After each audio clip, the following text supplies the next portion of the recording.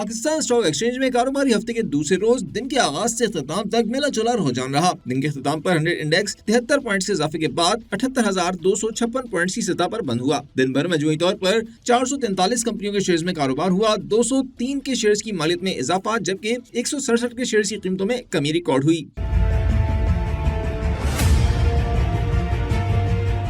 उधर currency market की बात की जाए तो अमेरिकी डॉलर की कदर पाकिस्तानी रुपये के मुकाबले में बढ़ गई। इंटरबैंक में डॉलर 6 पैसे सस्ता होकर 278 रुपए 70 पैसे जबकि ओपन मार्केट में 25 पैसे महंगा होकर 280 रुपए पर बंद हुआ।